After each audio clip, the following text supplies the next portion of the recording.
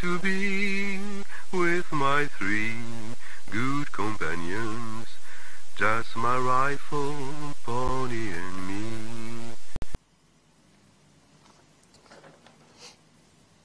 Ja, ich glaube, ich ziehe am besten mal meine Schuhe erst aus. Seine Frage muss man ohne Schuhe beantworten.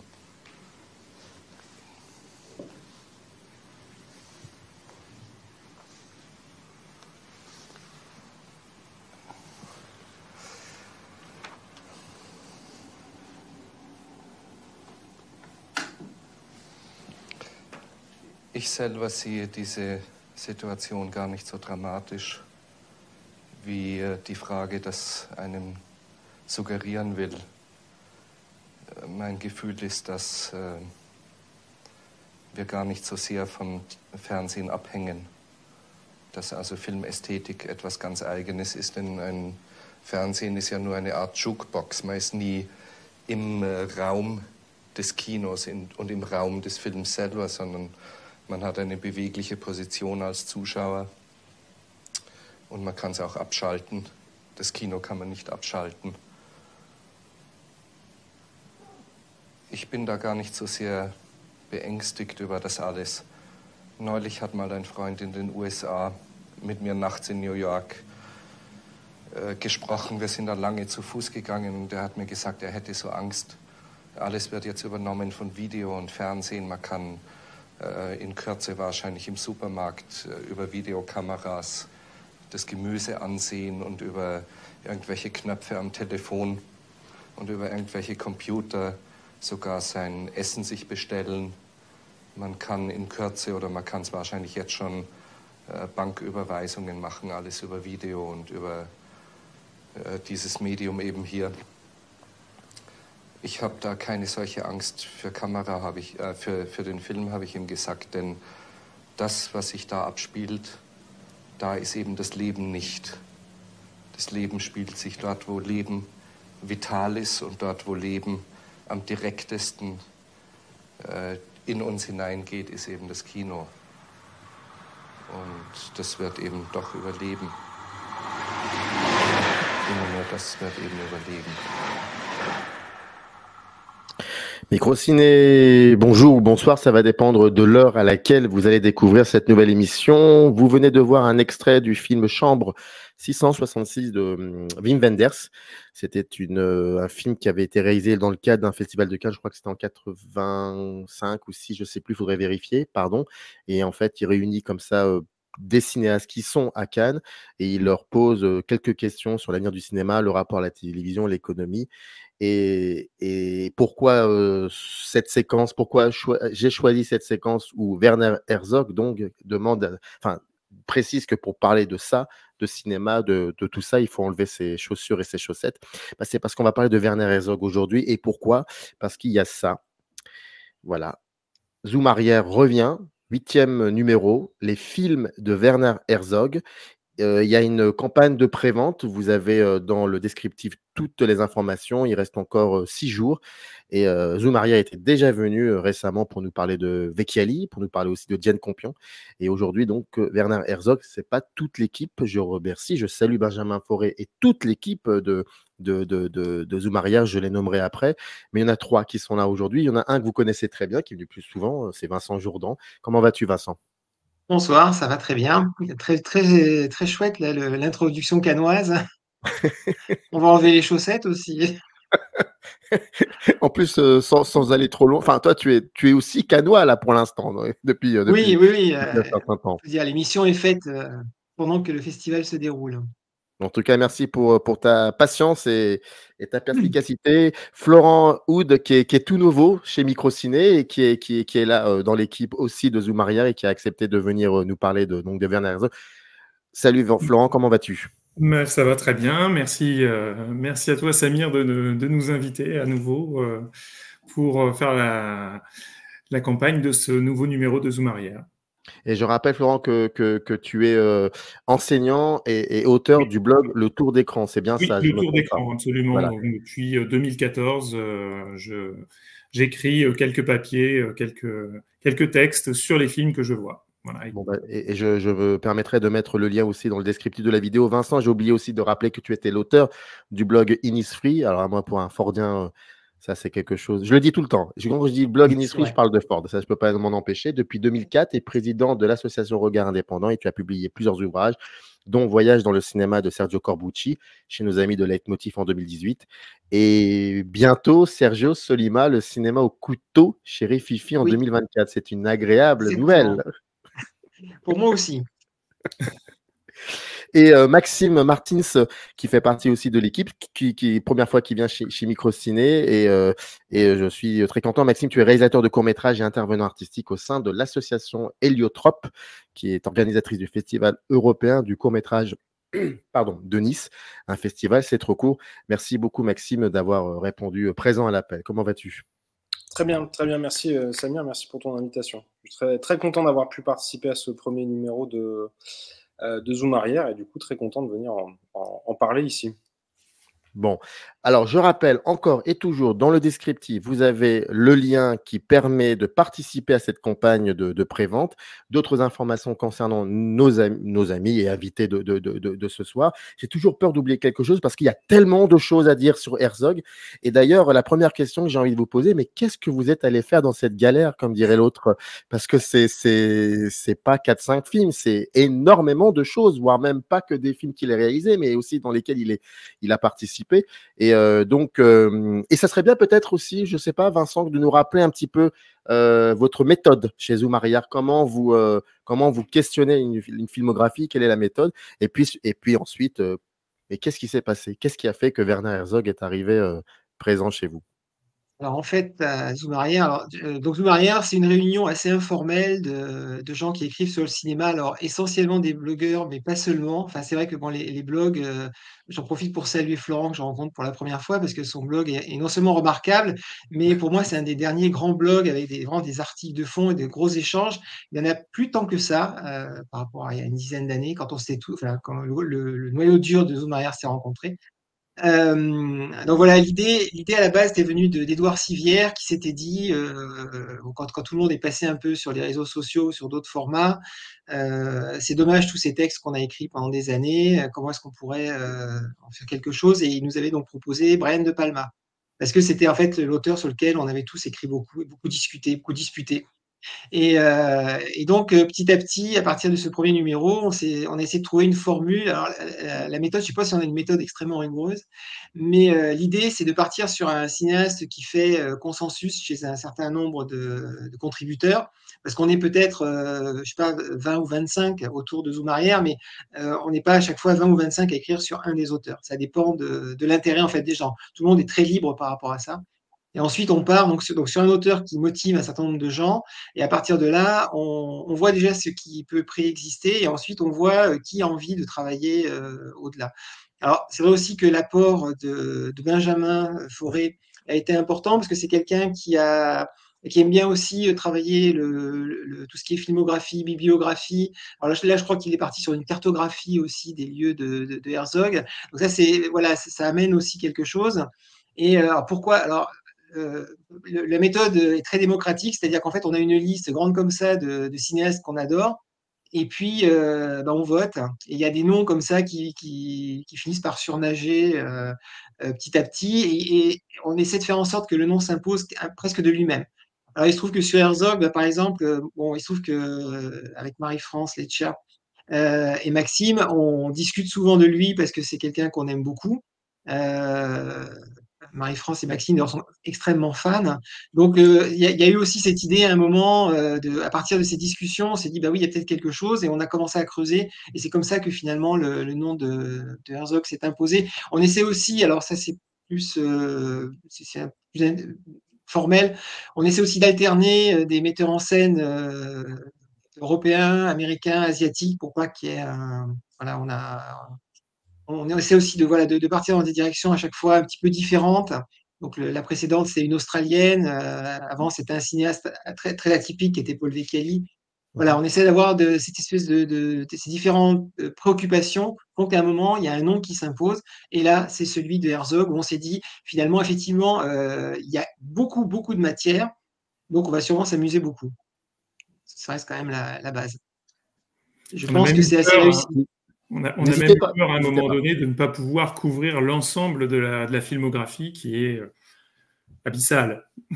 Je ne sais pas d'ailleurs si c'était pas Maxime qui en avait parlé. L'idée, on avait même eu un moment, l'idée c'était de faire 2 volumes, un pour les fictions et un pour les documentaires. Effectivement, c'était.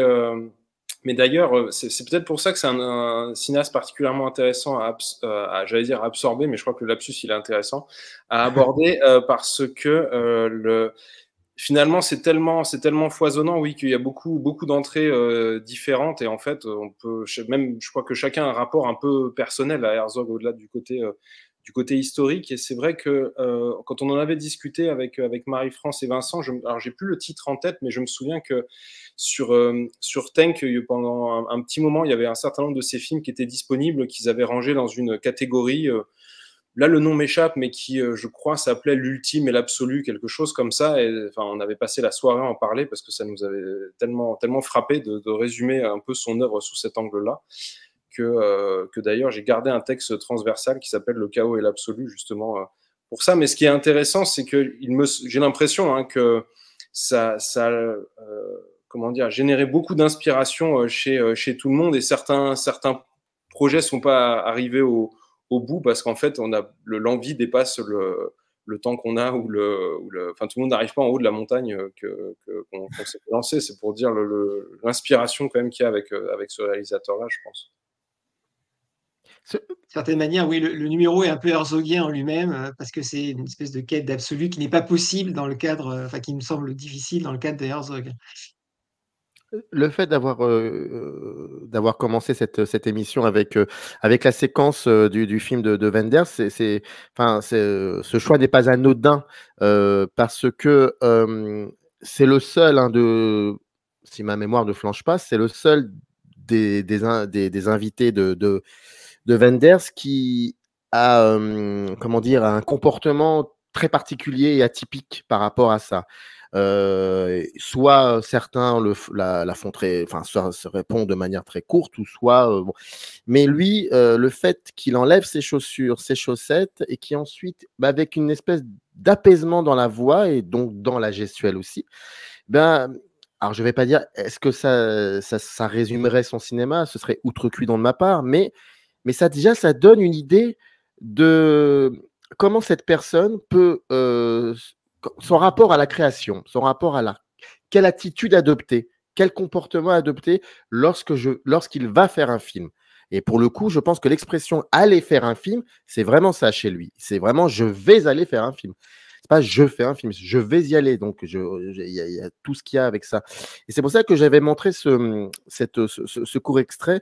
Et je voulais voir avec vous, savoir, de par les films que vous avez vus, revus pour travailler vos textes, qu'est-ce qui fait que Herzog est quelqu'un est dans sa génération, c'est un cinéaste allemand, mais pas que, il est vraiment à part. Qu'est-ce qui fait qu'il est à part? Voire même aujourd'hui, quand on dit Werner Herzog, pour ceux qui connaissent son cinéma, ça renvoie à un cinéaste, on dit aventurier, voire même téméraire, voire même parfois complètement fou. Et donc, je voudrais savoir un peu tout ça par rapport donc à la séquence avec Wenders, qui retire ses chaussettes, son rapport atypique à la création, sa manière d'aller faire des films, ce tout, quoi. Est-ce que ça, c'est quelque chose qui vous a traversé l'esprit en voyant ou en revoyant ces films, ou alors vous avez travaillé sur autre chose?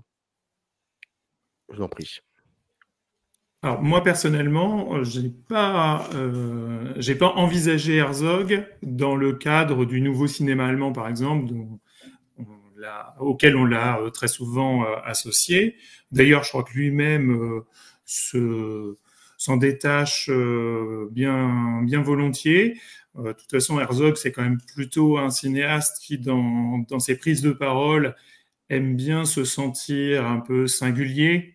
Comme tu l'évoquais, il faut que ça marche, que ça aille de l'avant, et lui, il aime bien marcher seul dans son sillon, en fait.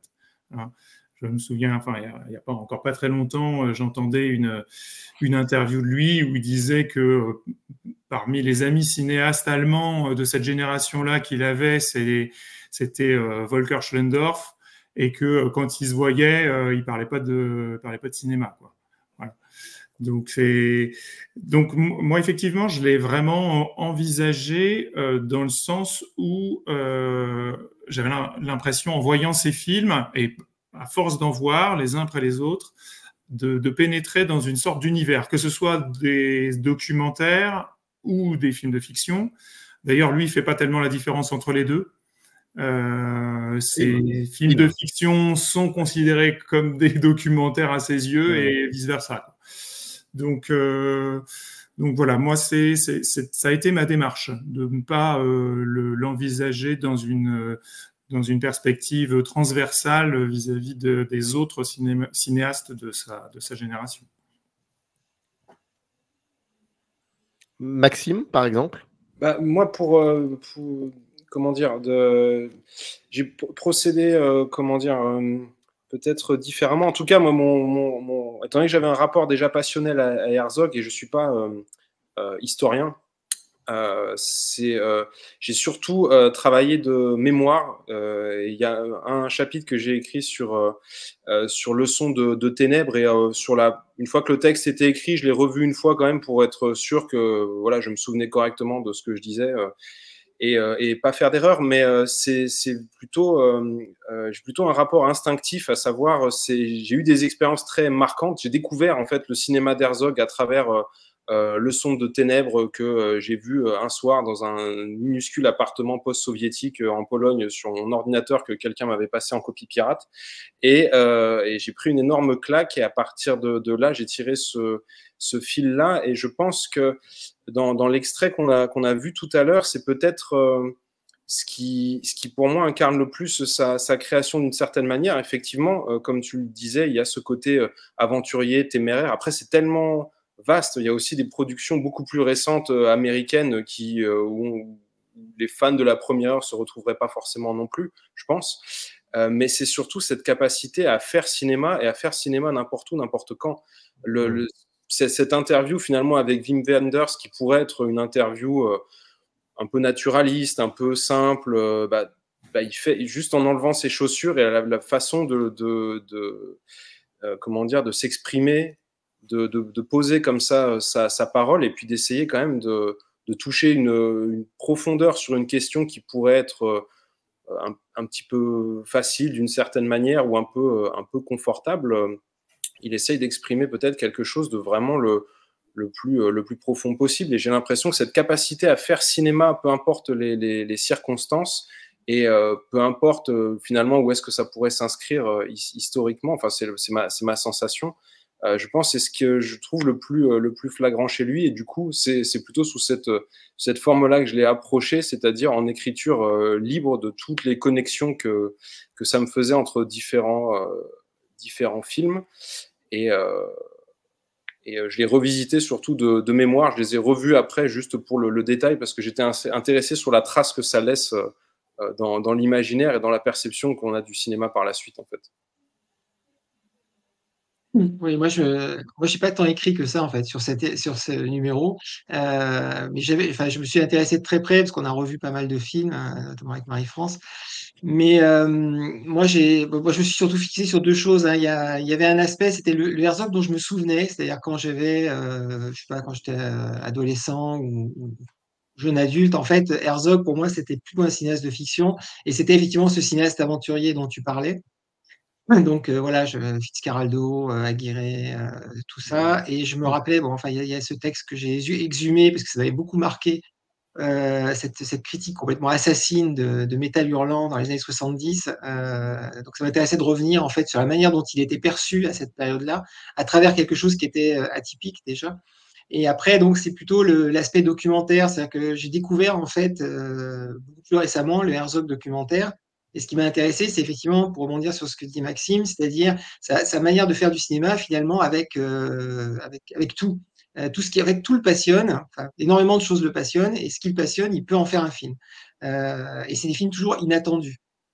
Donc du coup, finalement, la manière dont il se met en scène dans l'extrait que tu nous as montré, c'est effectivement déjà tout Herzog. Il y a la symbolique des pieds, et puis il y a la voix. Tu as parlé de la voix, et c'est vrai que chez Herzog, il y a quand même un truc qui est incroyable. Je crois que personne a eu, s'est lancé dans un article transversal sur la voix, mais la voix de Herzog, elle est unique. Elle est, Oui. elle est incroyable. Il y a cette espèce de calme. Elle est à la fois déterminée, extrêmement calme, extrêmement précise. Et elle est envoûtante, elle est fascinante. Donc, et on le reconnaît partout, quoi. Ah, c'est Ça, une je trouve que c'est signature quelque chose. vocale, Herzog. Ouais, Vraiment. il y a peu de gens, enfin, en tout cas dans les réalisateurs, il y a peut-être Hitchcock qui avait ce Ouais. type de voix, mais c'est tout, quoi. Et D'ailleurs, ça aux en fait, aux Godard. États-Unis, Et aux Godard aussi. États-Unis, oui, il oui, a- Godard, oui, d'accord. aux États-Unis, C'est il a vrai. été employé comme doubleur, notamment sur des épisodes bien connus des Simpsons, et les Américains le connaissent essentiellement par sa voix. Eh oui. Ouais. Non, on en C'est- trouverait bien une demi-douzaine quand même qui sont assez connus, mais enfin, Herzog fait partie de ces voix Mm. vraiment, vraiment uniques, ça fait partie de son truc, hein, c'est sûr. Mais ce que je trouve marrant, c'est aussi, Oui. il a des intuitions, il y a ça aussi qu'on retrouve dans beaucoup de souvent dans son cinéma, notamment dans ses documentaires plutôt, c'est-à-dire il a des intuitions, là, quand il parle, on est en 88, 85, 86, il parle, on va pouvoir commander, avec un ordinateur, on va pouvoir commander son repas. Bon, aujourd'hui, ça semble complètement banal, à l'époque, ça n'était pas du tout.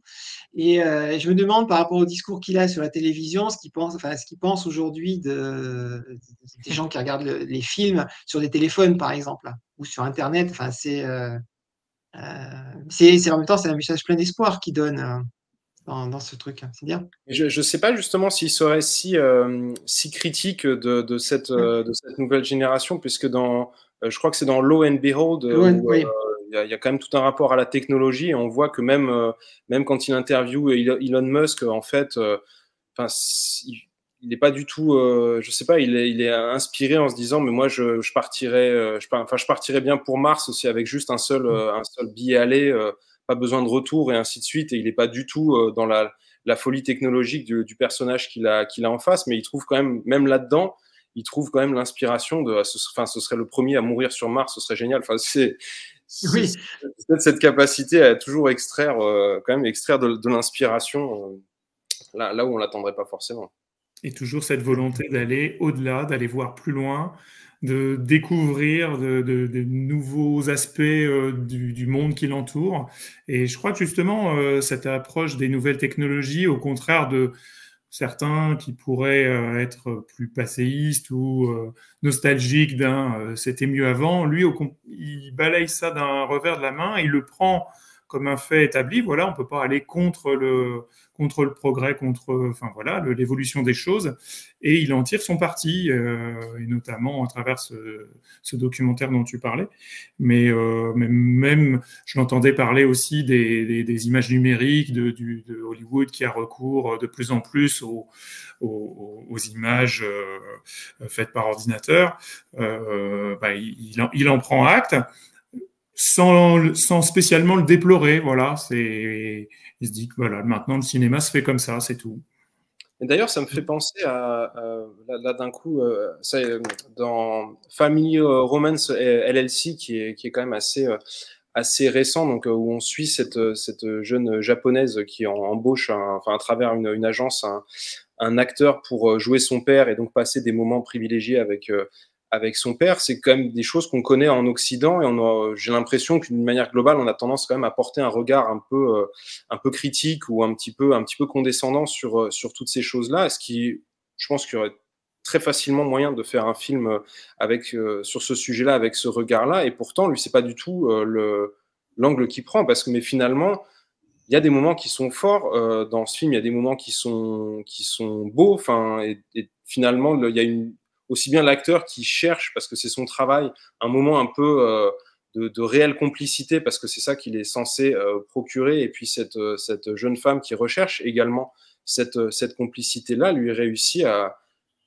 c'est de ça dont il s'agit réellement, à la racine des choses, c'est de ça dont il s'agit dans une société où il n'y a plus beaucoup de contact humain, et il ne porte pas un regard réactionnaire ou empli de jugement sur cette chose-là, mais parce qu'en même temps, il y a quelque chose de véritablement humain finalement et vrai qui se passe dans tout cet artifice. C'est peut-être ça qui est passionnant d'ailleurs.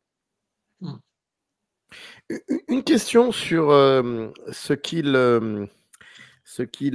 comment dire, le rapport qu'il entretient avec le spectateur ou la spectatrice.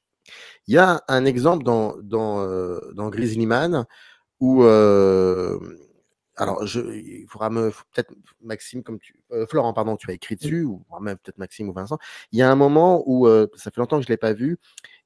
Donc Werner Herzog va, je crois, chez la mère ou la sœur de Timothy et il est ex-compagne. Alors, c'est son ex-compagne, oui. C'est son ex-compagne, oui. et elle lui fait écouter la fameuse je ris mais j'ai un sourire mais sourire nerveux, je sais pas si ça veut dire quelque chose. En fait, c'est le fameux son où l'on entend Timothy se faire ainsi qu'avec sa copine, je crois, de l'époque, se faire bouffer par cette tour. Dans le documentaire, on n'entend pas le son. Hein. Non, on n'entend rien, juste mais la on le voit. réaction d'Herzog. Voilà. Et il dit, alors je te laisse finir, il dit quoi à un moment, après avoir entendu, il enlève le masque, il enlève le lapsus. Il enlève le casque. Et qu'est-ce qu'il dit à l'ex de Timothy? Il dit cette phrase qui est incroyable, il dit il ne la supplie pas, mais il lui dit je vous ordonne ou je vous oblige à ne jamais écouter ça. Mais c'est incroyable parce que c'est plus qu'un on est vraiment dans une forme de manipulation parce que et nous spectateurs ou spectatrices qui regardons ça, tous nos sens sont stimulés parce que nous n'avons qu'une seule envie, qu'on le veuille ou non. Je suis désolé, mais alors au minimum entendre, grand max, même voir ce qui s'est passé. Mais c'est ça qui est terrible. Deuxième séquence. Là, c'est autre chose. C'est un documentaire. Vous le connaissez, c'est Accident au Loch Ness, qui est un film, il faut absolument, si ceux qui nous regardent n'ont pas vu, c'est assez impressionnant, où Zach Penn, le réalisateur, donc, met en scène Werner Herzog et l'emmène en Écosse pour faire un film sur le fameux monstre du Loch Ness. Mais il s'avère qu'en fait, le producteur, il fait comme du Herzog, il manipule, il lui fait croire qu'il y a quelque chose. Et à un moment, Herzog dit un truc au producteur, il lui dit « Dis-moi, t'es pas en train de me la faire à l'envers parce que ce genre de choses, moi, je sais, je connais. J'ai déjà fait ça. » Et c'est génial, je trouve, parce que là, en même temps, il est en train de nous livrer, enfin, pas nous livrer, mais il nous donne un peu ce qu'il fait au quotidien dans ses films. Donc, cette séquence-là est la séquence de Grizzly Man. Là où je veux en venir, c'est que est-ce que vous ne trouvez pas que dans sa manière dans sa manière de faire des films, il y a aussi une très grosse place dans le rapport aux spectateurs et spectatrices. Et je trouve que chez Herzog, je trouve qu'il n'y a pas un cinéaste aussi stimulant pour les spectatrices-spectateurs dans ce que nous sommes, nous, face aux images et au son. Et c'est toujours ça qui m'a... Enfin, c'est toujours cet aspect-là que j'aime beaucoup chez Herzog, c'est cette manière pas de me violenter, mais de complètement me bousculer. Voilà. Et d'en savoir un peu plus. Il a cette capacité impressionnante. Je sais pas, je dis ça comme ça. Florent, tu voulais parler de cet exemple-là. Moi, je trouve qu'il est très bien. Je l'assume directement, c'est plus simple. Moi, j'ai pas vu le film dont tu parles avec le Loch Ness, donc je sais pas de quoi il s'agit. Mais par contre, pour la place du spectateur, la séquence de Grizzly Man est vraiment un excellent exemple. Après, tu parlais de manipulation. Je sais pas moi si c'est le terme que j'emploierais dans le sens que ce qui je trouve touchant dans cet exemple, c'est que mais qu'on retrouve dans d'autres films, hein, mais particulièrement dans celui-ci, comme tu le dis, on a notre désir de spectateur d'avoir mais un désir inconscient et irréfléchi, parce qu'on n'a pas du tout envie de voir quelqu'un se faire dévorer par un grizzly, c'est un truc atroce. Mais c'est surtout le rapport à la personne en face, parce que finalement, cette ex-compagne, pour n'importe quel réalisateur un petit peu qui est un petit peu en quête d'image ou de sensations fortes, ce serait d'écouter la séquence avec elle, de filmer sa réaction, des choses comme ça. Et il fait précisément l'inverse et il lui ordonne pas. D'ailleurs, si mes souvenirs sont bons, vraiment, il y a une sorte de conseil, genre, il l'a écouté. Vous ne devriez jamais écouter cette chose-là et au contraire détruire la bande. Et on le voit juste lui quand même se plonger dans cette horreur-là pour montrer qu'il a, à mon sens, qu'il a vécu sur l'expérience autour de Timothy Treadwell jusqu'au bout. et ne nous la fait pas vivre parce que finalement, c'est pas de ça dont il s'agit. Il y a un autre moment dans Grizzly Man où justement, face caméra, Timothy Treadwell part complètement en vrille et se met à insulter tout le milieu du cinéma qui l'a empêché de réussir sa carrière. Et là, pareil, il décide de s'exprimer à sa place et de dire, voilà, il choisit de pas montrer cette partie-là. Pour moi, je trouve que c'est une question qui est passionnante parce que je la vois pas sous l'angle de la manipulation.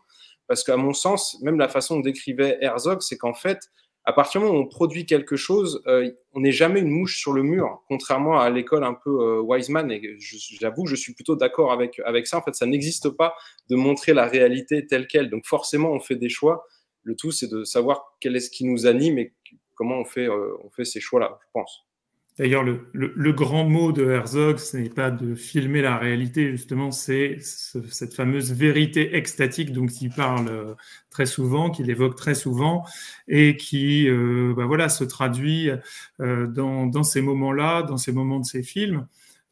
Pour revenir à cette séquence dans Grizzly Man, où si mes souvenirs sont bons, en fait, Herzog est cadré de dos. En fait, on ne voit que la réaction de l'ex-petit ami de Timothy Treadwell, qui se décompose au fur et à mesure où Herzog s'exprime.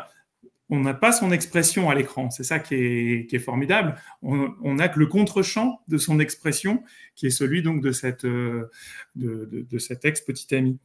Et tout ça, en fait, ça participe à cette recherche à travers finalement une mise en scène,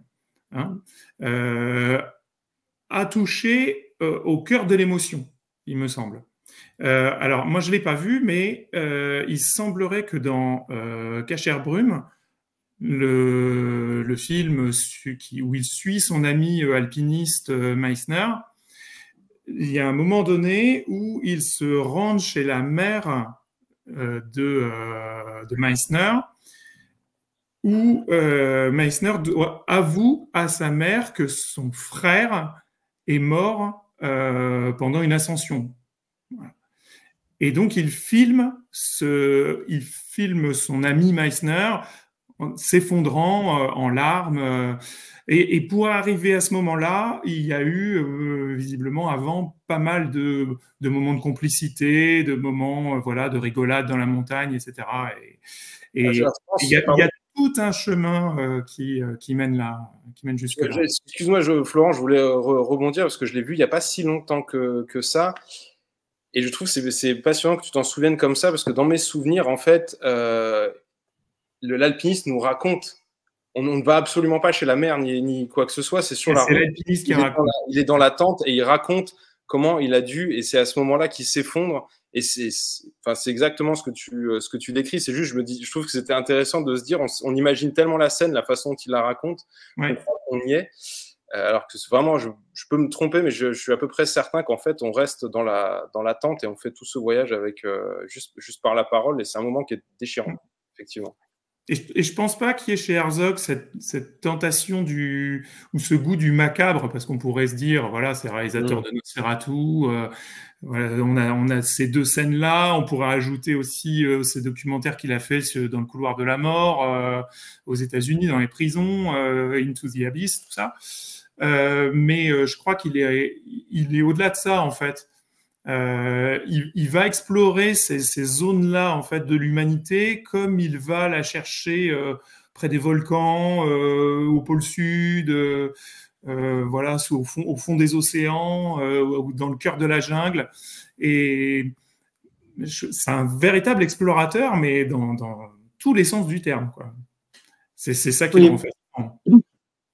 Oui, pour revenir sur la question de départ, sur la place du spectateur, on parle d'explorateur. Moi, le sentiment que j'ai la plupart du temps avec lui, c'est qu'en fait, on est un compagnon de voyage. Il nous considère un peu comme un compagnon de voyage. Donc, pour ça, oui, moi, je ne parlerai pas non plus de manipulation. Enfin, bon, le cinéma étant quand même un art de l'illusion et de la manipulation en soi, mais chez lui, il y a quand même une volonté de.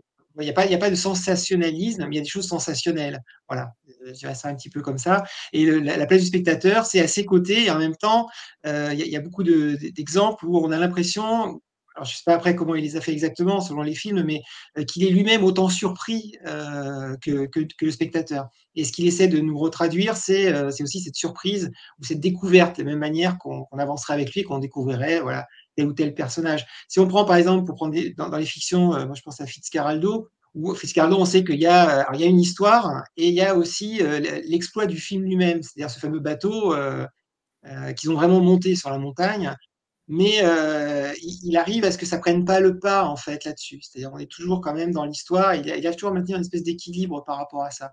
Voilà, entre le cinéma en tant qu'art, en tant que moyen d'expression, et ses récits. Et puis donc, et comme ça, il tombe pas non plus dans le sensationnalisme, dans les pattes, si on veut, ou voir ça pourrait être dans le racoleur, hein, si on prend effectivement certains sujets qu'il a abordés. On sait qu'il y a eu des tas de films qui sont complètement, enfin, moralement indéfendables, hein, qui ont abordé ça aussi, même dans le documentaire. C'est évidemment pas du tout son cas, au contraire. Je ne sais pas si on a répondu à la question. Mais c'est très bien. D'ailleurs, ça me donne envie d'en poser une autre qui est vraiment super basique pour le coup, mais enfin là, je dois la poser.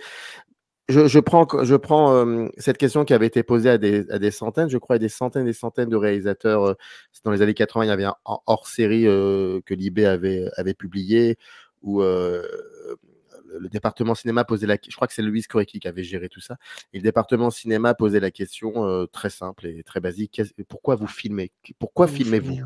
Et donc, ça donne parfois des situations vraiment très intéressantes, comme ça donne aussi d'autres situations très, très drôles.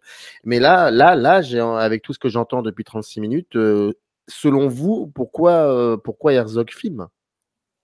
Déjà, oui, pourquoi Herzog filme selon vous? C'est une bonne question. Oui.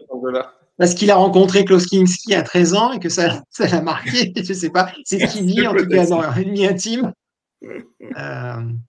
Je sais pas, moi, comme ça, je pense qu'on, d'une certaine manière, on l'a beaucoup évoqué parce que ce soit, à mon sens, la place du spectateur, comme ça a été évoqué à l'instant, où on est un compagnon de route, parce que il y a beaucoup de situations qui sont mises en scène, hein, celles qu'on vient de décrire, c'est de la mise en scène, c'est pas des moments qui se sont produits totalement de même, mais je pense que c'est un peu comme les films eux-mêmes, c'est des mises en situation pour voir ce qui se passe, pour voir tiens, et si on essayait ça, jusqu'où on peut aller.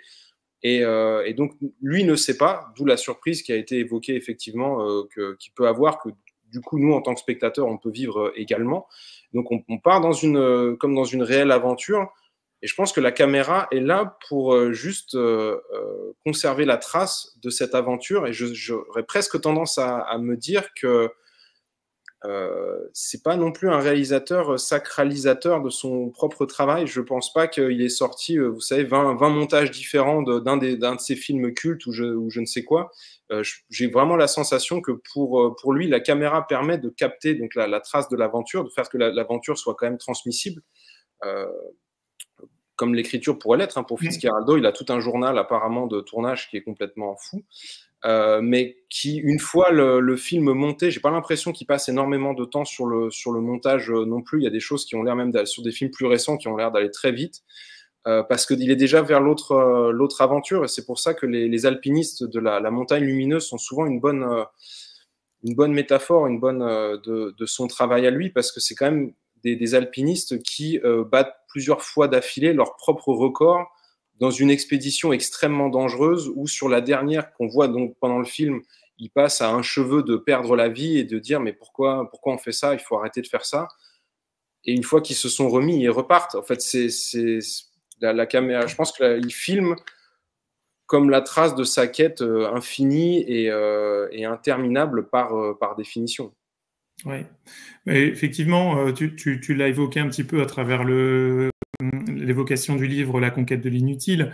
Herzog, c'est un conteur, c'est quelqu'un qui a des choses à dire depuis très longtemps, en fait, puisqu'il a commencé finalement assez jeune.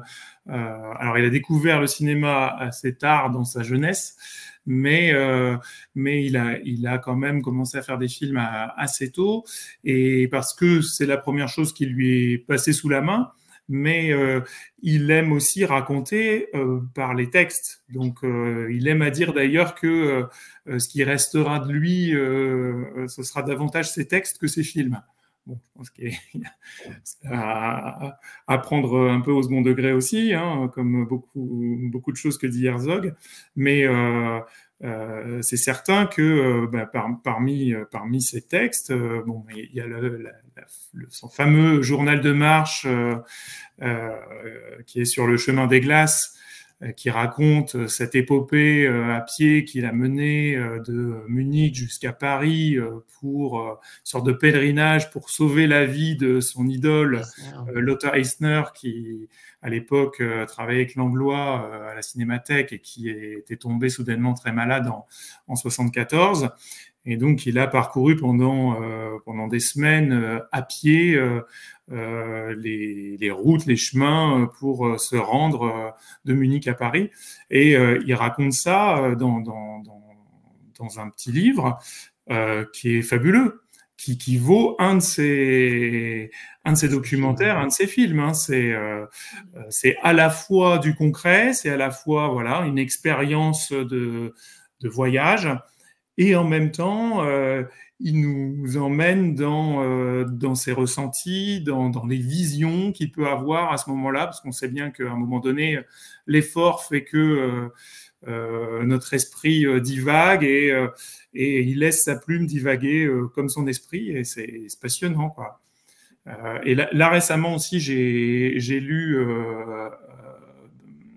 un de ses derniers écrits, qui est Le crépuscule du monde. Qui est aussi un journal, mais un peu particulier, puisque c'est un journal qui reprend l'histoire du fameux soldat japonais Hiro Onoda, sur lequel Paris a fait un film, un très beau film, que Herzog apparemment n'a pas trop aimé non plus. Bon, c'est tout. Mais en tout cas, son roman qui reprend, qui se place dans la position de Onoda, puisqu'en fait, il a rencontré Onoda, je crois, en 97, lors d'un voyage au Japon. Il raconte ça en préambule de son roman, c'est assez cocasse d'ailleurs, puisqu'on lui dit, quelqu'un lui dit, l'empereur aimerait vous rencontrer, et puis il lui dit, mais je sais pas, qu'est-ce que j'aurais à lui dire à l'empereur? Alors là, tout le monde offusqué, etc. Quelqu'un qui refuse une entrevue avec l'empereur. Et puis, finalement, après, on lui dit, mais qui est-ce que vous aimeriez rencontrer? Oh, ben, moi, j'aimerais bien rencontrer Onoda. Et la chose fut faite. Ils se sont rencontrés. Visiblement, ils se sont bien entendus. Ils ont échangé pas mal. Et de là est sortie l'idée d'en faire un livre et de raconter l'histoire de ce soldat. Et c'est intéressant puisque c'est un personnage extrêmement herzogien, puisque moi, il me fait beaucoup penser au personnage de son premier long métrage, qui était Signe de vie.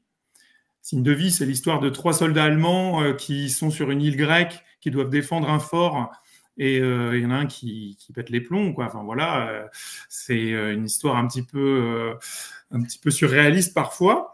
Et il y a pas d'ennemis, ils sont cantonnés dans leur fort. Et là, c'est un peu pareil, quoi. Onoda, il est dans sa jungle, donc qui est un peu sa forteresse, et il s'imagine qu'il y a toujours la guerre autour de lui. Il s'invente une guerre qui n'existe plus en fait autour de lui. Et je trouvais que le parallèle entre le premier film et finalement un des plus récents, une de ses plus récentes productions, bon là c'est littéraire, trouvait un certain écho, comme quoi il n'a pas tellement dévié depuis son origine, depuis ses origines, l'origine de son œuvre. C'est assez incroyable. Enfin, je vois Herzog dire je veux voir Onoda, c'est assez. Ah, c'est assez fou. Et en même temps, effectivement, c'est pas étonnant. C'est vrai qu'il y a une grande homogénéité dans les personnages qui le fascinent, quoi. Ils sont tous très différents, mais ils ont tous une ligne, quoi. Tout à fait. Il y a quand même un grand point commun. Dans Signe de vie, le personnage principal s'appelle Strozek. Et c'est le nom qu'il donnera à Bruno S. dans la balade de Bruno. Oui. J'ouvre une petite parenthèse parce que j'aimerais quand même citer l'équipe qui a participé à ce 8e numéro. Je rappelle qu'il y qu'il y a une espèce de crowdfunding. Voilà, vous avez un lien dans le descriptif de la vidéo. Il reste encore 5-6 jours, donc n'hésitez pas.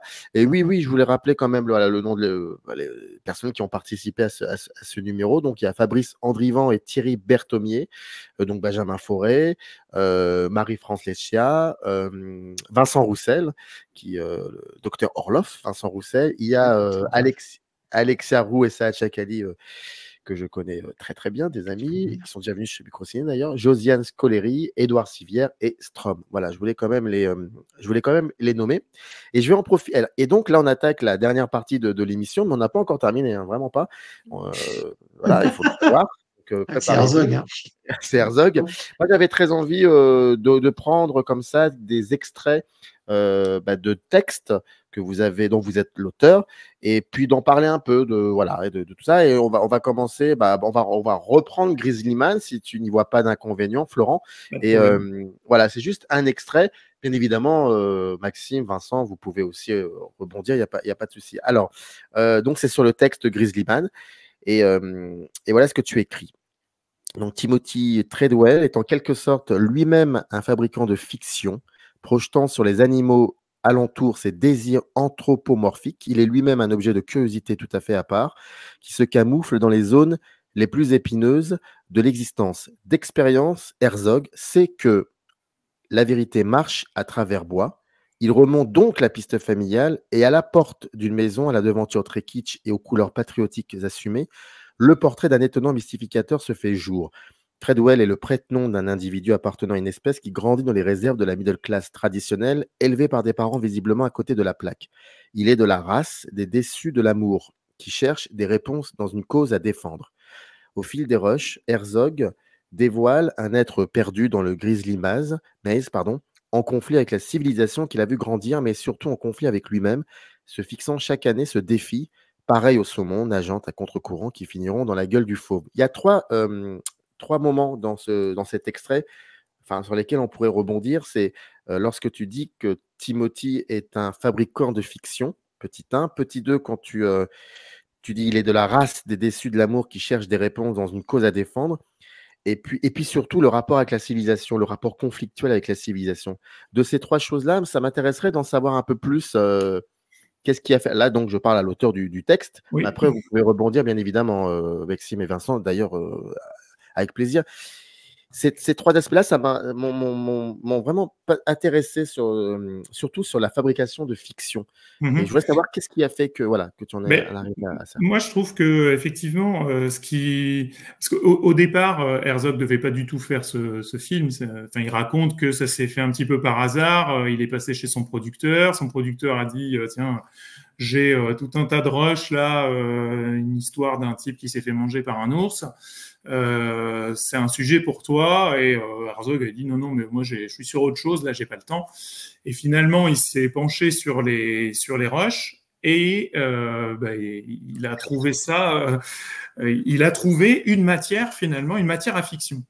Alors une matière à fiction à partir de documents authentiques, on pourrait dire, parce que tout ce que l'on voit à l'écran, une grande partie de ce que l'on voit à l'écran, ce sont des images qui ont été tournées par Treadwell, donc par sa caméra, donc il se met en scène aussi lui-même au milieu de la nature, avec les ours derrière lui, il commente. Il y a une espèce de gémellité qui se fait, de miroir qui se fait aussi un peu avec Herzog, qui aime bien aussi se mettre en scène dans ses documentaires et apporter. On voit dans Ennemi intime, par exemple, où il revient sur les lieux des tournages, où il prend la pose devant la caméra. Enfin voilà. Et donc il retrouve un petit peu cette posture-là chez Treadwell, sans être complètement dupe, c'est-à-dire que il a beaucoup de recul par rapport au discours que lui sert Treadwell à travers ses extraits vidéo. Et c'est en cela que j'aime bien cette démarche d'Herzog, d'essayer d'aller voir plus loin, d'aller questionner autour de lui pour en savoir un petit peu plus sur ce personnage un petit peu un peu étonnant quand même, voilà, espèce de hippie à moitié surfeur, à moitié homme de la nature, qui parle aux ours, hein, voilà, un peu illuminé aussi, et puis petit à petit dégager une espèce d'amertume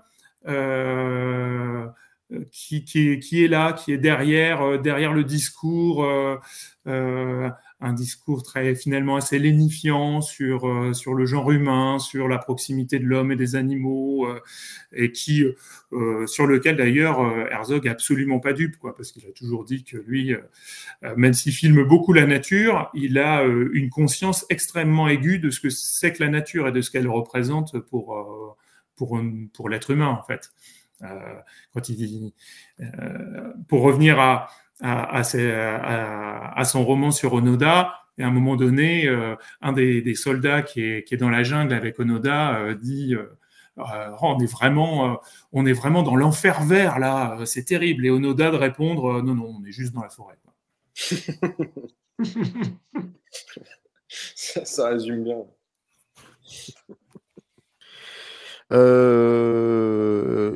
On peut continuer avec toi, Maxime, ou peut-être que vous aviez envie de rebondir ou pas sur. Peut-être juste comment dire, une chose. Ce qui est passionnant quand même avec ce film de Grizzly Man, avec ce personnage de Timothy Treadwell, c'est que, alors je ne sais pas si c'est le bon terme, mais il y a quand même le côté un peu pathétique et triste du personnage qui rencontre un regard quand même assez bienveillant en face, parce que le film le montre bien, rien n'est caché, hein, mais le fait que Treadwell se mette en scène, mais en plus fait plusieurs prises. En fait, c'est un acteur raté d'Hollywood, qui aurait bien voulu voilà, réussir à accéder à toutes ces choses-là, qui s'est un peu reconverti dans une sorte d'émission nationale géographique totalement improvisée, et où le monde ne lui donnant pas le regard que lui voulait, il a fini par le prendre un peu tout seul, bien qu'apparemment, le film en parle rapidement, il l'obtient quand même, parce que du coup, avec ses films sur les ours, il va dans les écoles aux États-Unis, montrer aux enfants et tout, donc il réussit quand même à être un petit peu ce héros là, ce kind warrior, comme il dit dans le film, qui est quand même assez étonnant de s'auto mettre en scène à ce point-là. Donc d'un côté, il y a ces deux aspects-là, c'est que c'est un personnage qui a l'air un peu fou. De l'autre, il est terriblement contemporain, il est terriblement issu de Los Angeles, il est terriblement issu de toute cette image un peu narcissique qui ne trouve pas de miroir en face. Et c'est ce qui est assez quand même passionnant. Mais même ses camarades qui sont interviewés à un moment donné, eux-mêmes sont acteurs à Los Angeles et essayent donc de percer. Il y a toute une communauté comme ça de gens qui vivent là-bas et sans réussir à devenir connus. Alors c'est ça leur objectif principal. Et je pense qu'il incarne quand même ça.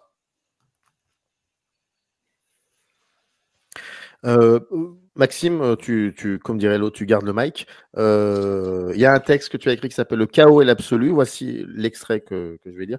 Sur le tournage des Nains aussi ont commencé petit, en 1970, un acteur est renversé par une camionnette dans une scène où les personnages font tourner le véhicule dans tous les sens. Pour convaincre les acteurs de poursuivre le tournage malgré tout, Werner Herzog leur promet de se jeter dans un cactus. Il s'exécutera, certainement pour prouver qu'il est tout à fait prêt à risquer sa peau pour que le film existe. Ce besoin viscéral de création est une grande source d'inspiration pour moi. C'est ce que tu écris. Il me paraît d'une grande actualité à l'heure où le cinéma se produit aussi sur plateforme et cherche parfois prioritairement à plaire au public le plus large. Par sa quête d'absolu, dans le chaos de l'univers, Herzog tourne ses films pour donner un sens à sa vie et, si nécessaire, à sa mort. C'était pour ça que je posais la question, pourquoi, selon vous, il filme? Là, oui, tu y réponds, mais avec sur un autre niveau, par contre, un autre degré, pour le coup. Ça n'engage que moi. Hein. Non, mais c'est intéressant.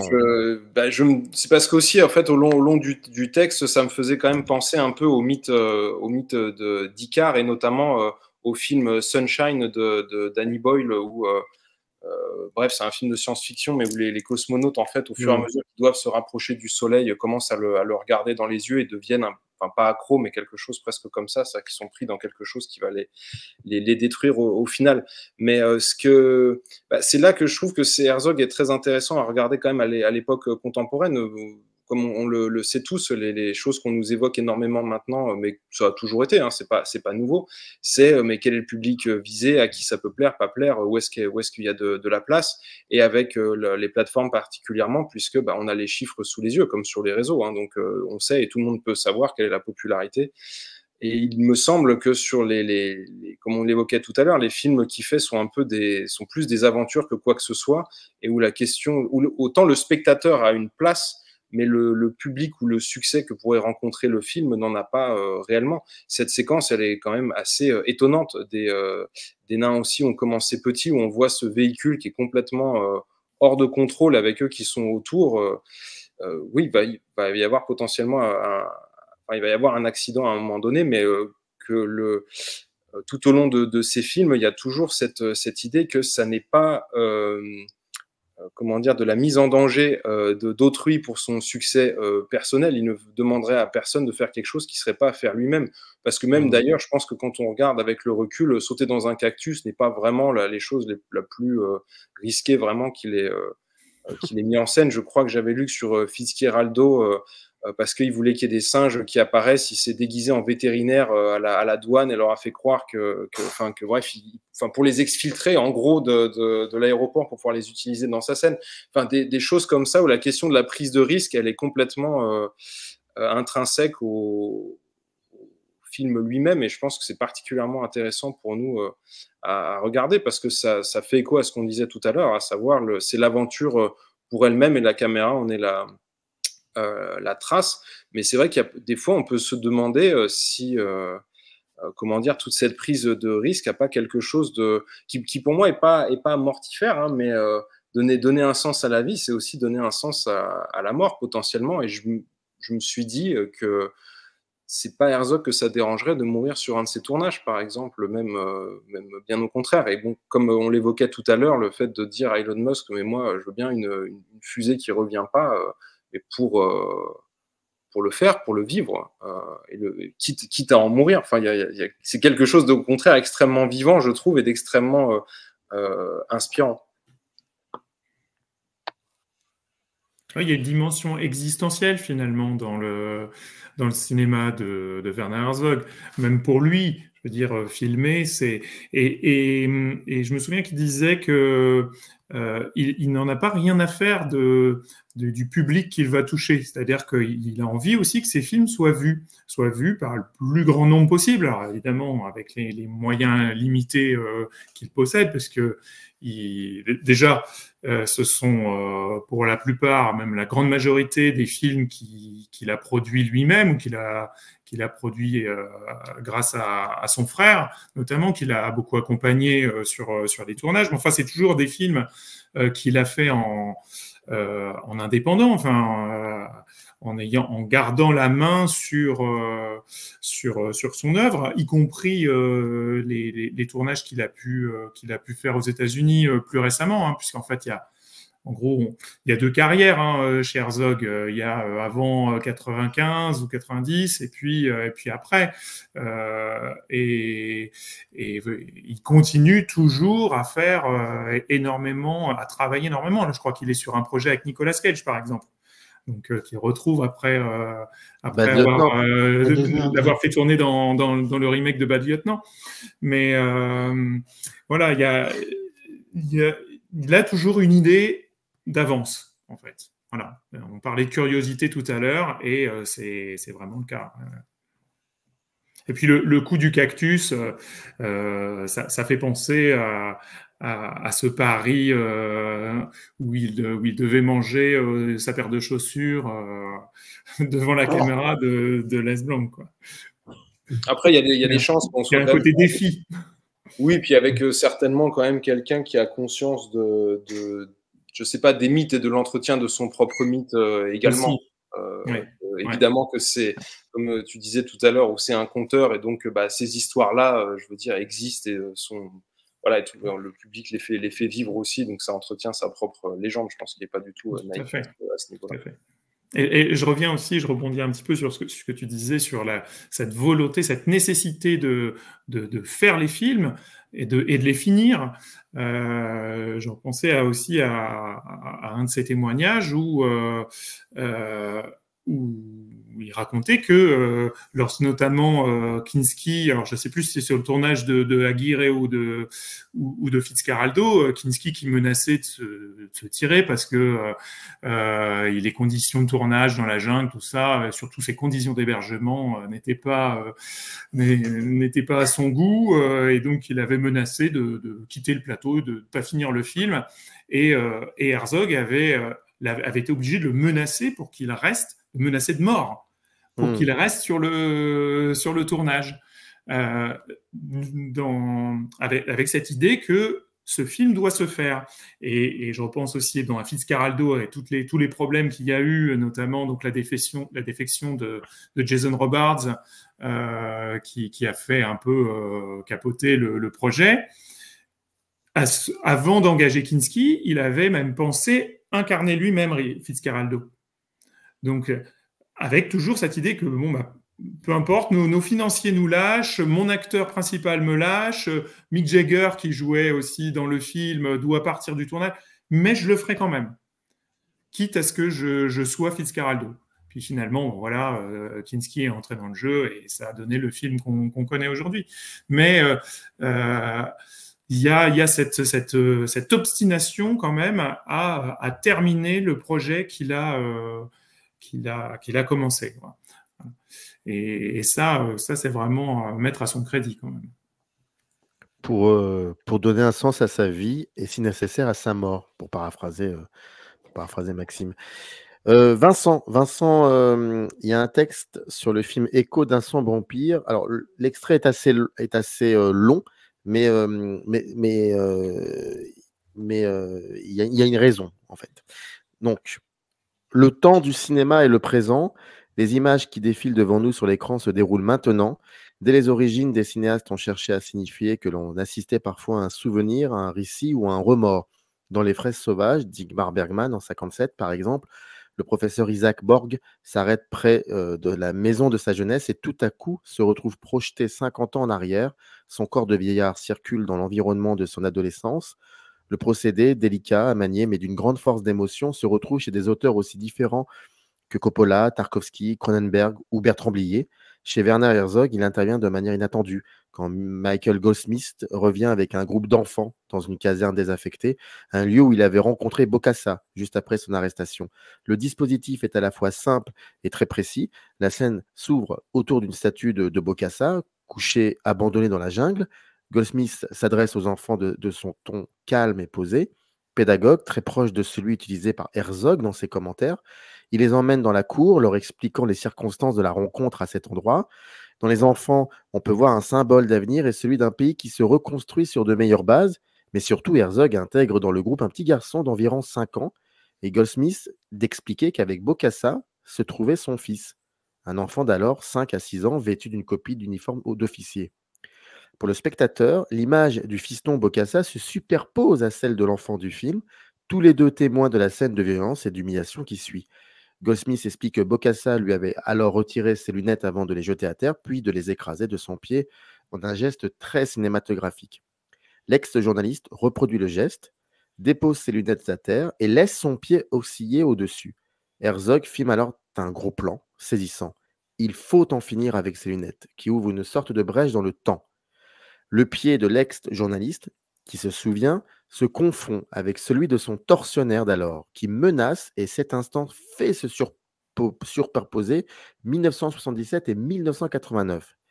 L'effet est d'une grande force qu'un simple récit ou une archive, même bien choisie, ne saurait complètement rendre.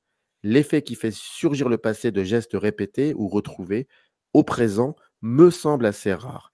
Je le retrouve dans l'épisode du coiffeur de Treblinka, dans Shoah de Claude Lanzmann en 1985. Abraham Bomba faisait partie des prisonniers chargés de couper les cheveux des femmes et des enfants destinés aux chambres à gaz dans le camp d'extermination. Dans les années 80, il est retraité à Tel Aviv et Lanzmann a du mal à le faire témoigner. Et puis un jour, le cinéaste décide de le filmer dans un salon de coiffure en situation sur un client. Lanzmann commence à le faire parler et les mains du coiffeur retrouvent d'instinct, semble-t-il, les gestes du passé. C'est un moment particulièrement fort du film qui va au-delà du témoignage, car il nous plonge à travers les plans sur ces gestes du présent dans le passé de façon quasi physique. L'effet est d'une grande force qu'un simple récit ou une archive même bien choisie ne saurait complètement rendre. Cette phrase m'a... Je pense qu'il y a matière à dire avec cette phrase-là. Oui, effectivement, c'est long. Oui, moi, c'est une scène qui m'a profondément marqué. En fait, quand je découvert donc la partie documentaire d'Herzog, c'est sa manière justement de traiter les sujets sans les aborder de manière directe. Il y a ce film, Leçon de ténèbres, par exemple, sur les puits de pétrole. En fait, il n'est pas en train d'expliquer ce qui s'est passé. Et, en fait, il donne à voir.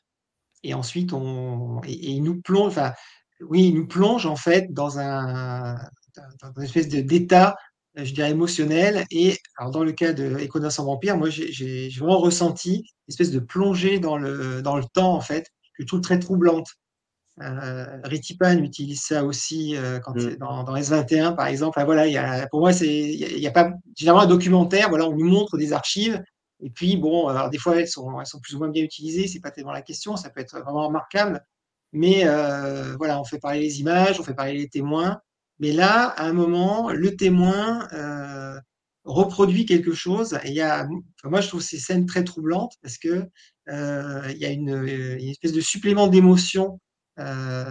C'est une sorte de reconstitution, mais comme c'est la reconstitution par quelqu'un qui l'a vraiment vécu, il y a une dimension supplémentaire. Je sais pas je crois que je l'explique mieux dans le texte Non, que mais je ici, trouve mais que tu l'expliques aussi bien là, maintenant aussi, hein, c'est compréhensible. et voilà, je trouve que Herzog fonctionne, enfin en tout cas sur plusieurs films de lui que j'ai vus, il y a cette espèce de trouble temporel. Alors moi, je m'étais intéressé à ces questions du temps parce que je trouve ça assez fascinant. La, la- le- comment dire, ce que j'appelle les temps simultanés, c'est quand en fait à l'écran, on fait coexister deux temps qui normalement ne devraient pas être ensemble. Je trouve ça très beau. Bon, Bergman était un des premiers à le faire. Et, Même une voilà, donc fiction, c'était une dans des fiction. fictions, oui, oui. Voilà, là, Et c'est autre voilà. chose. Et dans le documentaire, mais le principe est presque le même.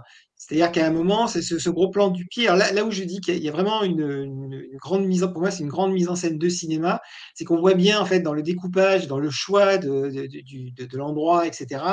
Ce gros plan, par exemple, du pied, il est flagrant. C'est quelque chose qu'il choisit délibérément et ça a vraiment, pour moi, ça a un sens vraiment très très fort. C'est à ce moment-là où on se dit, voilà, il n'a pas juste suivi quelqu'un qui racontait son histoire, mais il a vraiment, il a été un petit peu plus loin. Et c'est ce trouble en fait que je trouve vraiment très très intéressant et très rare aussi. Pour moi, ça relève de grands cinéastes. La question est posée à tous C'est les la bonne trois. question. Comment faire pour créer ce dispositif qui permet de retrouver le geste premier? Parce que on parle de ça finalement. Et je crois que l'exemple de Shoah est vraiment, pour le coup, approprié, pardon, parce que c'est vraiment ça. Et puis il y a aussi celui qui conduisait les trains. Il Oui. retrouve ces gestes premiers. Et on a d'années parlé de gestes premiers en parlant de George Stevens quand il arrive dans ce camp d'extermination et qu'il filme, il ne sait pas ce qu'il va voir. Et donc, il a le geste premier parce que, en fait, ce qu'il filme, c'est ce qu'il découvre en même temps. Donc, c'est le geste premier. Mais là, c'est différent parce que, comme tu le dis très bien dans le texte, il y a une façon de superposer, décidément, j'ai un problème avec ce mot-là, superposer ces deux périodes-là. Et donc, il y a un dispositif finalement qui est créé, qui est pensé peut-être avant cela. Et c'est intriguant et super passionnant, ça, pour un documentaire, pour quelqu'un qui fait un documentaire, d'arriver à le retrouver, ce geste premier, avec la complicité sans le savoir de celui qui va jouer le jeu. Je pense que Dans le cadre. Pardon. Alors, je finis sur Écho d'un son vampire parce que c'est un film, donc ça parle de la dictature de Bokassa, ça parle de beaucoup de choses, ça parle pas, c'est pas un documentaire sur Bokassa, hein, mais ça en parle. Ça parle de la folie, ça parle de la reconstruction, mais le documentaire est fait à la base sur la rencontre avec ce journaliste Goldsmith. Et d'ailleurs, la première scène où il y a des animaux, hein, la migration des crabes, c'est un rêve que Goldsmith dit avoir fait. Donc, Herzog recrée le rêve de son intervenant. Enfin voilà, c'est quelque chose donc, qui vient de loin, qui est vraiment construit sur la durée et qui est construit, je pense, avec l'échange avec le personnage sujet. Ça reviendrait à ce que disait Florent sur les sujets de enfin les personnes sujets de documentaires qui sont aussi des créateurs de fiction. C'est-à-dire qu'il a l'art aussi d'aller chercher les gens qui vont qui vont lui permettre en fait de développer ce genre de choses. Quand il va filmer, c'était quoi l'extase du sculpteur sur bois Steiner, Oui. c'est ça, Oui. le titre. Bon, c'est pareil, il va chercher ce type là qui fait du saut à ski, voilà les personnes dans le. Là, c'est relié aussi à son enfance puisque lui-même a pratiqué le saut à ski, donc. Bon, après, c'est un de ses films, c'est un de ses premiers films, hein, des années 70, donc c'est quand même plutôt début de carrière. Et c'est lié à son affect aussi par rapport à la discipline. Mais c'est vrai qu'il va chercher autre chose là-dedans. Toujours. Et je pense que la plupart de ces films sont quand même liés aussi à quelque chose qui lui est personnel. Je pense aussi s'il va voir ces gens-là, c'est qu'il sent une connexion, alors qui peut être par rapport à effectivement quelque chose de l'enfance ou des obsessions à lui ou cette quête un peu de l'extase dont on a parlé aussi. Et après, quand cette connexion se fait, bah, il peut travailler à partir de là, mettre en confiance et puis proposer peut-être ce dispositif. Parce qu'encore une fois, sur Écho d'un sombre empire, cette scène, on voit bien qu'elle est très construite. Donc, ils ont sûrement parlé avant. Il lui a dit on va aller là-bas. Les enfants ont dû être choisis. Enfin, il y a rien. Enfin, on voit bien que rien n'est laissé au hasard. Donc voilà, celle-là m'avait particulièrement marqué, mais je pense que tous les deux, vous en avez peut-être d'autres exemples. Vas-y, Maxime, je te donne la parole. Non, j'ai pas forcément d'autres exemples. Je suis d'accord avec tout ce qui a été évoqué. Et je pense que c'est, comment dire, d'un côté, oui, il y a ces personnages qui sont assez étonnants, mais de l'autre, je pense qu'effectivement, c'est vraiment la relation qui réussit à nouer avec et qui fait cet effet de superposition temporelle que tu décrivais très bien. Après, je me souviens plus suffisamment précisément de cette scène, mais dans Écho d'un sombre empire, mais je me demande si quand tu l'évoquais, si ce gros plan comme ça là au-dessus des lunettes qui vont être écrasées n'était pas d'une certaine manière aussi le point de vue de la victime qui est au sol avec potentiellement ses lunettes qui vont être écrasées, quelque chose comme ça. Ce à quoi ça me faisait penser, alors c'est pas d'Herzog pour le coup, mais je sais pas si vous l'avez vu, c'est le The Act of Killing de Joshua Oppenheimer, qui est juste un documentaire complètement fou pour le coup. Et j'y pensais par rapport à ce que tu décrivais de Shoah, parce que en deux mots, c'est les tortionnaires du Cambodge qui sont toujours au pouvoir et qui racontent 30 ans après comment est-ce qu'ils massacraient les communistes à l'époque.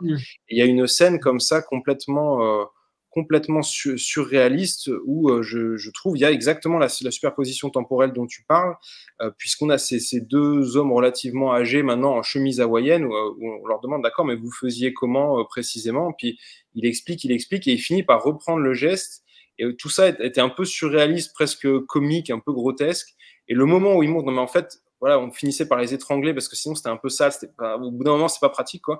Et donc il reprend le geste comme ça avec un câble en acier sur le côté. Il met ça. Et en fait, il a l'habitude parce qu'il l'a fait plein de fois. Et juste le fait qu'il le fasse comme ça, complètement hors contexte, d'un coup, on imagine et on voit toute l'horreur, mais presque comme un sportif. Il est tellement à l'aise avec son geste que d'un coup, on voit tout ce qu'il y a autour. Et je pense que c'est une double chose. C'est que c'est pour le réalisateur, c'est ce qui nous montrera le mieux la situation, c'est que finalement il la mime, peut-être tout simplement. Et ça, c'est quelque chose de l'acteur là-dedans, le fait de mimer une situation. Et de l'autre, c'est possible que parce que oui, je pense qu'il y a une proximité avec la personne dont on fait le portrait qui permet à ce geste-là de s'exprimer sans penser au fait qu'il est filmé, sans penser à sa propre représentation. Mais parce que ça fait bien un réflexe qui est le geste premier dont vous parliez, clairement. Je me souviens effectivement des deux là en chemise hawaïenne. Oui, c'est un film assez glaçant. Oui, tout à fait. Et à contrario, ça me fait penser au documentaire de Nanni Moretti sur Santiago Italia, quand il va interviewer le tortionnaire et il lui dit, au contraire, alors là, au contraire, justement, il le manipule pas, puisqu'à un moment, il lui dit, mais je pensais que ça serait que ça serait quelque chose d'objectif. Et Moretti lui dit non, non, mais j'ai pas l'intention du tout d'être objectif. Vous vous rappelez cette réplique qui est quand même assez. Mais voilà. Et on sent que c'est un peu par opposition, là, c'est pas la même démarche. Et là, il y a oui, cette manière d'être objectif. Alors, je pense qu'après, le film ne l'est pas. Enfin, le film montre aussi les choses telles qu'elles sont. Mais il y a lui, en fait, il arrive à se mettre à la bonne distance par rapport à ses personnages. C'est C'est pas les ça, à la personnages, bonne hein, mais distance. À la bonne distance. il trouve la bonne distance par rapport à ça, ouais. Tout est qu'une question de distance et d'où on se positionne. Pour rebondir sur la distance, juste Je t'en prie, Florent. terminer là-dessus. Alors, je vais quitter un peu le contexte Bokassa, Écho d'un sombre empire, mais ce dialogue que tu évoquais, Vincent, dans ton texte, entre le ici maintenant et le temps représenté à l'écran, enfin le décalage temporel, on peut aussi le voir dans sa manière d'aborder, par exemple, un thème comme la grotte Chauvet. Quand il descend au cœur des profondeurs de la Terre pour retrouver les prémices de l'humanité, dans un endroit d'ailleurs que plus personne ne peut vraiment voir, enfin, à part quelques scientifiques, quoi. Il nous montre la grotte Chauvet de maintenant, et en même temps, on peut se représenter d'où on vient, en fait, hein, voilà. Donc il y a un dialogue entre le présent et le très très très lointain passé, quoi. Tout à fait, ouais. Je rappelle, hein, c'est pourquoi on est réunis ensemble pour cette émission, parce qu'il y a le 8e numéro de Zoom Arrière qui est en pré-vente. En tout cas, dans le lien, vous avez un crowdfunding et il reste encore 6 jours pour y participer, parce que ce numéro 8 est consacré au film de Werner Herzog. Et voilà, on a pris 60 et quelques minutes pour pouvoir en parler un peu de tout ça. Et il y avait quelques membres de l'équipe de Zoom Arrière, Florent Houd, Maxime Martins et Vincent Jourdan. Merci beaucoup tous les trois, c'était passionnant. Petit salut à Benjamin quand même. Saluer quand même son travail de coordination qui a été essentiel à mon avis pour la réalisation de ce numéro 8 de Zoom Arrière. Non mais merci à toi, Samir. Mais rassurez-moi, je ne l'ai pas oublié de le saluer au début de l'émission quand même. Non, on est bien d'accord. Un salut personnel, on va dire. Voilà. Oui, effectivement, Benjamin a tout coordonné et c'était très bien. Donc, la porte est toujours ouverte. Hein, vous revenez quand vous voulez, mais je crois que vous l'avez compris. Et c'est toujours avec plaisir. Il faudra qu'un jour, je sois foufou et qu'il y ait tout le monde. Toutes celles et tous ceux qui ont participé au prochain numéro, on va dire ça comme ça. On va essayer de faire ça sur plusieurs heures et pourquoi pas. Vraiment, c'était un plaisir. Merci beaucoup en tout cas. Merci à toi. Merci à toi. Générique. In the canyon, that's where I long to be, with my 3 good companions, just my rifle, pony and me.